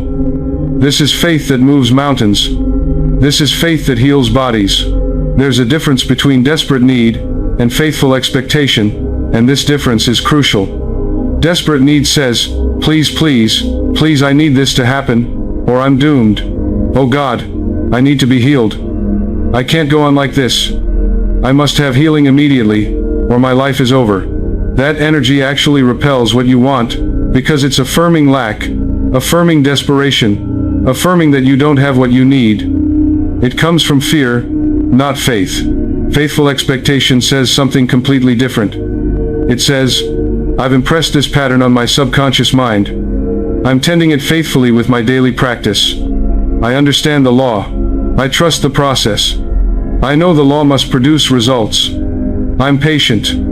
I'm calm. I'm confident. That energy attracts what you want, because it's affirming the presence of what you desire on the mental plane. It's affirming that it's already done in consciousness, and it's only a matter of time before it manifests physically. It comes from faith, not fear. Do you see the difference? Let go of desperation. Release the frantic energy of need. Practice with calm, faithful expectation. Trust the law. Trust your subconscious mind. Trust the infinite intelligence within you. Trust the process. This trust, this calm faith, this patient expectation, is part of the healing power. What about when symptoms persist despite your practice? What do you do then? First, continue your affirmative work, while also taking practical action. If you need medical care, get medical care. If you need to see a doctor, see a doctor. God works through doctors, and medicine too. Infinite intelligence works through medical science. Your affirmations are not a replacement for medical treatment. They're a powerful complement to it. Many people have found that when they combine positive mental work with medical treatment, they heal faster and more completely than with medical treatment alone. The medicine works on the physical level. Your affirmations work on the mental and spiritual level. Together, they're more powerful than either one alone. So don't reject medical help thinking that affirmations alone should be enough. Use every tool available to you. Second, check your consistency. Are you really doing the practice daily, or just occasionally when you remember? Are you doing it with feeling? Or just mechanically going through the motions? Are you protecting your consciousness the rest of the day? Or are you doing 5 minutes of affirmations in the morning, and then complaining about your body the rest of the day? Sporadic practice produces sporadic results. Mechanical practice produces weak results. Inconsistent practice produces inconsistent results. Daily, consistent, feeling-toned practice is essential. Third, examine what you're saying the rest of the time. This is crucial. You can't affirm health for 5 minutes in the morning, and then complain about your body for the rest of the day, and expect significant results. Your habitual mental conversation is what counts. Your dominant thoughts and feelings are what your subconscious responds to. If 95% of your thoughts about your body are negative and only 5% are positive during your affirmation time, the 95% will win. You must begin to guard your words throughout the day. Catch yourself when you're about to curse your body. Stop yourself when you're about to rehearse your symptoms to someone. Choose different words. This doesn't mean you never acknowledge your current condition. It means you don't dwell on it. You don't rehearse it. You don't give it all your attention and energy. You acknowledge it briefly, if necessary, then redirect to your affirmation, to the direction you're moving, to the healing that's happening. Fourth, make sure you're speaking with feeling, not just mechanically repeating words. I can't emphasize this enough. Your subconscious responds to feeling. Empty words have no power. You can say, "My body is healthy," 1,000 times a day, but if you say it with no conviction, with no feeling, with no belief, while thinking, "Yeah, right, nothing's really changing," you're wasting your time. You're not impressing your subconscious at all. But if you say it once with deep feeling, with conviction, with imagination, with the inner sensation of health, that one time is worth more than 1,000 mechanical repetitions. Feel your affirmations. Imagine them as true. Sense them in your body. Let emotion flow through them. This is what gives them power. This is what impresses your subconscious mind. When medical reports seem to contradict your affirmations, here's how to handle it wisely. Honor the report as current fact, but don't accept it as permanent destiny. The doctor tells you the truth about your current condition. That's valuable information. You need to know where you are. But your current condition is not set in stone. It's not your destiny. It's not unchangeable. It's your current condition based on your past habitual thinking. It can change. It will change as you change your habitual mental patterns. So you say, "Thank you, doctor. I understand my current condition. I appreciate you giving me this information. Now I'm going to work with the healing principle within me, along with following your medical advice, to improve this condition." You're not denying reality. You're refusing to be imprisoned by it. You're refusing to accept current conditions as permanent. You're asserting your right and your power to change your experience through changing your consciousness. Remember, your body is constantly renewing itself. Medical science has proven this beyond doubt. Your stomach lining replaces itself every 5 days. Your skin regenerates every 2 to 3 weeks. Your liver can completely regenerate in about 6 months. Your red blood cells renew every 4 months.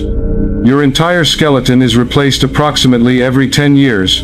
Even your heart and brain, once thought to be permanent, produce new cells. You're literally creating a new body, all the time. The question is, what's directing the quality of those new cells? What's providing the blueprint for your body's constant renewal? If you're constantly affirming disease, if your habitual thoughts are about deterioration and decline, your new cells are being built from a pattern of disease. But if you're constantly affirming health, if your habitual thoughts are about vitality and renewal, your new cells are being built from a pattern of health. This is why persistence matters so much. You're building a new body with your words. You're impressing the blueprint cell by cell. Now let me give you specific practices. Practical exercises you can start using today. Detailed step-by-step instructions that leave nothing to guesswork. These are the exact techniques I've taught to thousands of people who've experienced transformations. The first practice is the morning body blessing ritual. This is your foundation practice, the one you do every single day without fail. Here's exactly how to do it. Upon waking, before you get out of bed, before you check your phone, Before you start thinking about your day, while you're still in that receptive morning state, place your hand on your heart. Feel the physical touch. Feel your heartbeat under your hand. This physical contact helps focus your attention and creates a tangible connection between your conscious mind and your body. Take 3 deep, slow breaths. Breathe in slowly through your nose. Hold for a moment. Exhale slowly through your mouth. This calms your nervous system and prepares you for focused intention. Now begin speaking to your body. Out loud if possible. Because spoken words have more power than just thought. But silently, if you must, because you don't want to disturb others. Say, "Good morning, my beautiful body. Thank you for resting and regenerating through the night. Thank you for another day of life. Thank you for every function that happened automatically while I slept. Now I'm going to speak to each part of you with love and gratitude, and I want you to hear me and respond. Then systematically bless each major system. You can do this in any order that feels natural to you, but I'll give you a recommended sequence.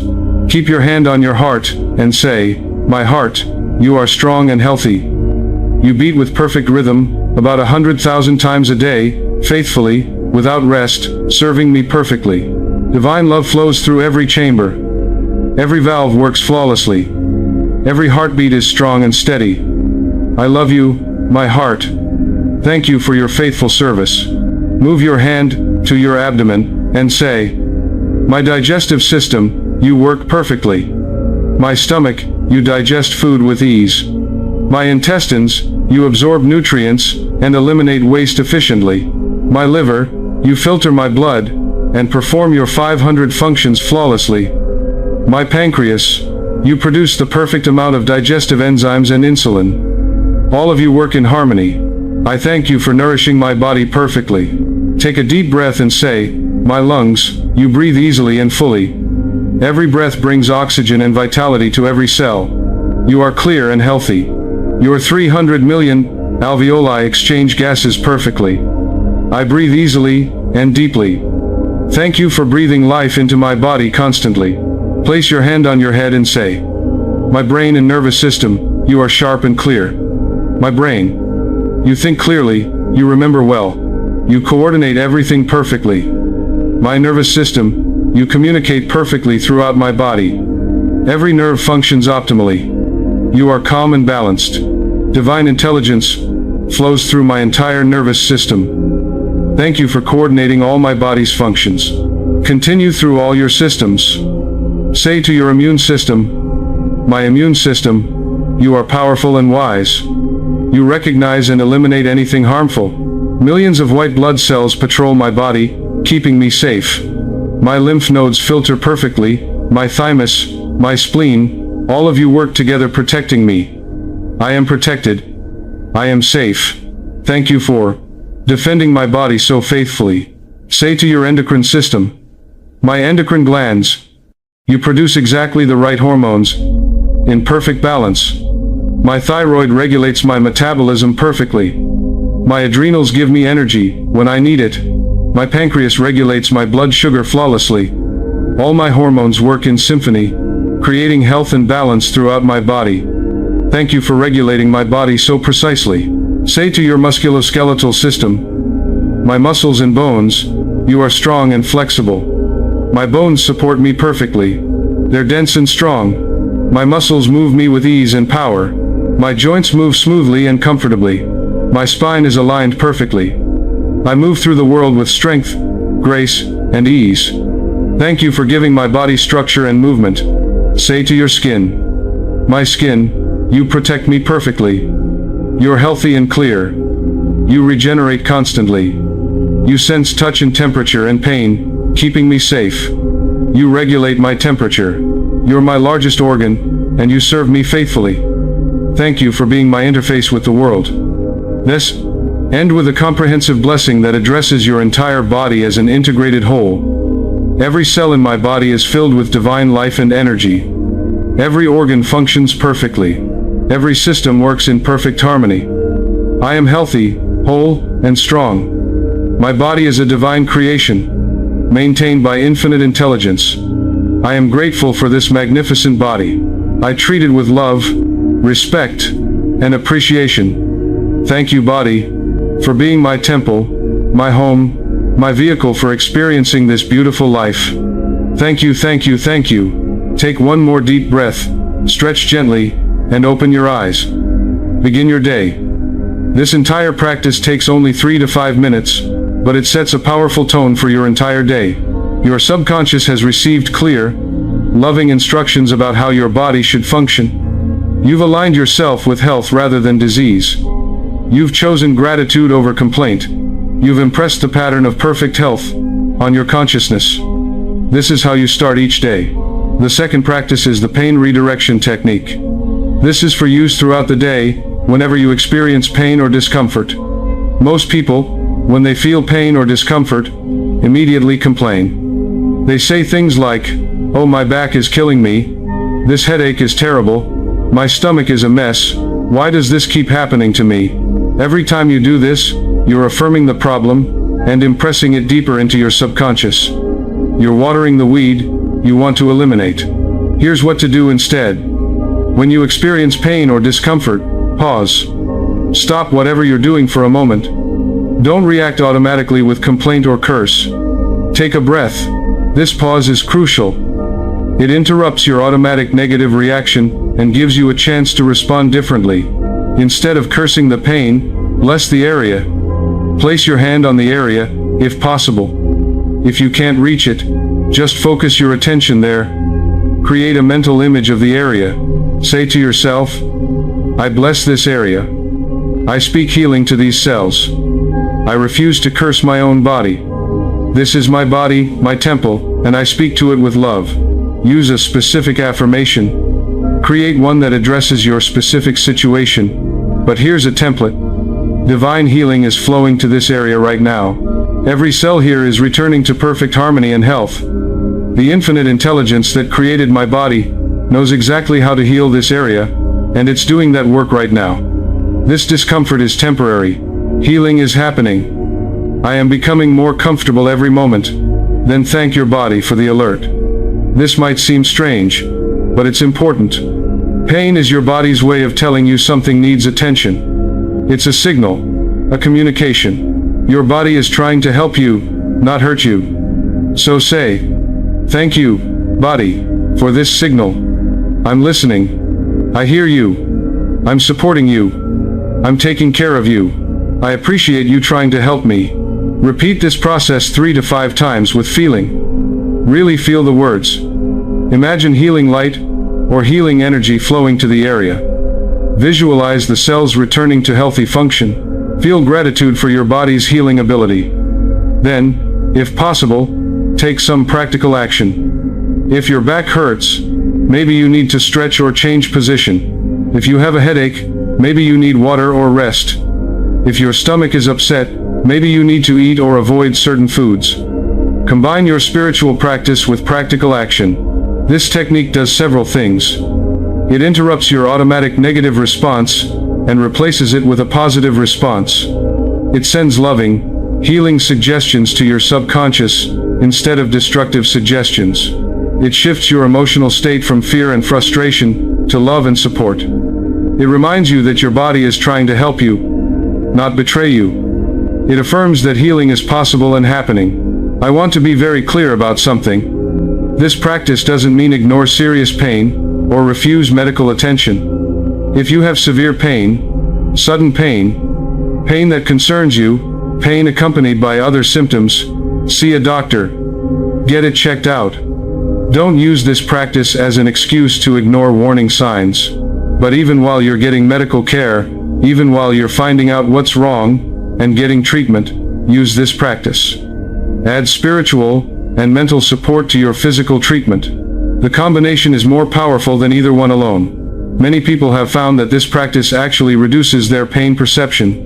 When you stop fighting the pain, stop resisting it, stop cursing it, and instead bless it and speak healing to it, the pain often lessens. This isn't just psychological. When you reduce stress and fear around pain, you reduce muscle tension and inflammation, which often reduces the pain itself. You're working with your body instead of against it. The third practice is the evening healing sleep suggestion. This is one of the most powerful practices you can do because your subconscious mind is extraordinarily receptive just before you fall asleep. Many healings have happened during sleep because the person impressed the right suggestions as they drifted off. Here's how to do it. As you're lying in bed preparing for sleep, after you've finished your day, after you've turned off screens and lights, after you're comfortable and ready to sleep, take a few moments to relax your entire body consciously. Starting with your feet, consciously relax them. Feel any tension melting away. Move to your calves, relax them. Your thighs, relax them. Your hips and lower back, relax them. Your abdomen, relax it. Your chest, relax it.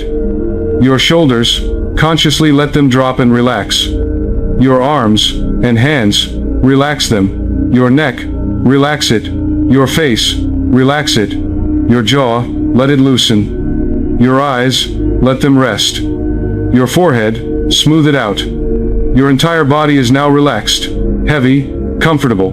This relaxed state makes you highly receptive to suggestion. Now say to yourself, not out loud necessarily, but with conviction in your mind: as I sleep tonight, the healing intelligence within my body is restoring every cell, every tissue, every organ to perfect health. The infinite wisdom that created my body knows exactly how to heal it, and it's doing that work right now, while I sleep. If there's a specific area that needs attention, address it directly. Use the name of the body part or the system. Say, my body part is being healed and regenerated while I sleep. Divine intelligence is flowing to this area, restoring it to perfect function. New healthy cells are replacing old damaged cells. By morning, this area is improved, healed, renewed. Then give your body general instructions for the night. My body knows how to heal itself. It has the intelligence and the power. It's doing that healing work right now, all through the night. While I sleep peacefully, every system is being balanced. Every cell is being renewed. Every function is being restored to perfect order. My immune system is working efficiently. My nervous system is calm. My endocrine system is balanced. My digestion is working well. My circulation is excellent. Everything is working together in perfect harmony. Continue with, I release all worry about my health. I release all fear about my body. I trust the healing intelligence within me. I trust my body to do its healing work. I sleep deeply and peacefully, knowing that when I wake up in the morning, I will be refreshed, renewed, and one day closer to perfect health. I wake up feeling better than when I went to sleep. Energy flows through me. Vitality fills me. I am improving every day in every way. My body is becoming healthier and stronger. And so it is. Repeat these suggestions several times. Each time you repeat them, let yourself become drowsier. Speak them more slowly, more quietly in your mind. Let the words blend with your increasing sleepiness. Allow yourself to drift off to sleep while impressing these suggestions. The words should be the last thoughts in your mind as you cross over into sleep. This is crucial, and I cannot emphasize it enough. Never fall asleep worrying about your health. Never fall asleep rehearsing your symptoms. Never fall asleep focused on what's wrong. Never fall asleep in fear. Always fall asleep affirming what's right, or what you want to be right. Always fall asleep in faith. Always fall asleep with positive, healing suggestions. Your subconscious mind is most impressionable in that twilight state just before sleep. The critical, doubting conscious mind is fading. The barriers are down. Suggestions slip directly into your subconscious without resistance. The suggestions you give yourself then sink deep and work all night while you sleep. They direct the healing work your body naturally does during sleep. Remember, your body does most of its healing and regeneration while you sleep. This is when growth hormone is released, which stimulates cell reproduction and regeneration. This is when your immune system is most active, producing cytokines that fight infection and inflammation. This is when damaged tissues are repaired. This is when your brain consolidates memories and clears out toxins. Sleep is healing time. By giving positive suggestions as you fall asleep, you're cooperating with this natural healing process. You're directing it with your consciousness. You're telling your body what blueprint to follow as it rebuilds itself through the night. Many people have reported waking up with significantly less pain, with more energy, with improvement in their condition, simply by using this practice faithfully every night. The body hears you. The subconscious responds. The healing intelligence within you follows the pattern you impress upon it. The fourth practice is the mirror appreciation exercise. This is simple but profound, and many people find it emotionally challenging at first because we're so conditioned to criticize ourselves. But this practice can fundamentally change your relationship with your body. Once a day, at whatever time works for you, stand in front of a mirror. A full-length mirror is ideal, but any mirror will work. Most people avoid looking at themselves fully, or they look only to criticize, to find faults, to focus on what's wrong, what they don't like, what needs to be fixed. This practice is the opposite. You're going to look at your body with appreciation, with love, with gratitude, the way you might look at a dear friend. Start by looking into your own eyes in the mirror. Really look at yourself. See yourself. Connect with yourself. Say, either out loud or in your mind, "I see you, I appreciate this body. It's doing its best for me. It houses my spirit. It allows me to experience life. It's been with me through everything. Thank you, body. I'm sorry if I've been harsh with you. I'm choosing to appreciate you now."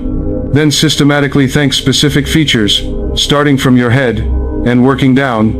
Look at your eyes and say, "Thank you, eyes, for letting me see. You let me witness beauty. You let me see sunsets and flowers and art. You let me read. You let me see the faces of people I love. You've served me faithfully. I appreciate you." Look at your ears and say, "Thank you, ears, for letting me hear. You give me music. You give me voices. You give me the sounds of nature. You've been listening for me all my life. I appreciate you." Look at your mouth and say, "Thank you, mouth, for speaking, for tasting, for eating, for smiling. You allow me to express myself. You allow me to nourish myself. I appreciate you." Look at your neck and shoulders and say, "Thank you for supporting my head, for allowing me to turn and look, for carrying my burdens. I appreciate you." Look at your arms and hands and say, "Thank you, hands, for all you do. You've touched the people I love. You've created things. You've worked for me. You write. You cook. You gesture. You grasp. You're amazing. I appreciate you." Look at your chest and say, "Thank you, heart and lungs, for keeping me alive without any conscious effort from me. You work every moment, faithfully. I appreciate you." Look at your abdomen and say, "Thank you, digestive organs, for processing what I eat, for nourishing me. I appreciate you." Look at your legs and feet and say, "Thank you for carrying me through life, for supporting me.